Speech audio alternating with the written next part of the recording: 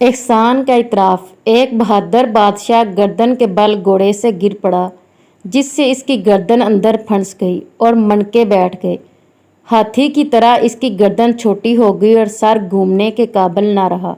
मकामी तौर पर तमाम तबीब इसके इलाज से आजिज़ आ गए। हाँ, एक यूनानी हकीम ने इसका इलाज कर दिया।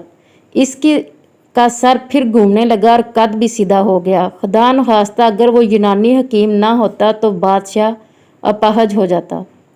कुछ अरसा के बाद वह हकीम किसी ज़रूरत के लिए बादशाह के पास आया, मगर बादशाह ने उसकी तरफ देखना भी गवारा ना किया।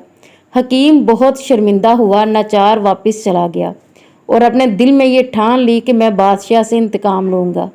कहने लगा कि मेरी गलती है, अगर मैं इलाज करके इसका सर ना घुमा देता तो ये आज मुझसे मुंह फेरने के काबिल ना होता। अपने गुलाम को एक बीज देकर बादशाह के पास भेजा कि इसकी खुशबू अच्छी है, इससे गर्दान पर जलाकर लुत्फ़ उठाएं।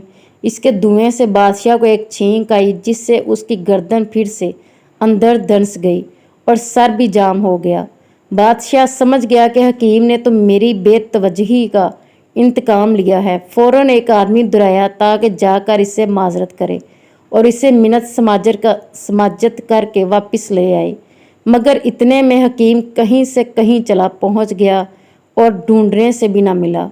अगर कोई शख्स तुझ पर एहसान करे तो उसके एहसान का इतराफ़ करके उसका ममनून रहना चाहिए, वरना वो एहसान फरमोशी का इंतकाम भी ले सकता है। अपने वालिदैन से मोहब्बत कीजिए। इस चैनल को लाइक कीजिए, सब्सक्राइब कीजिए। जज़ाकल्लाह।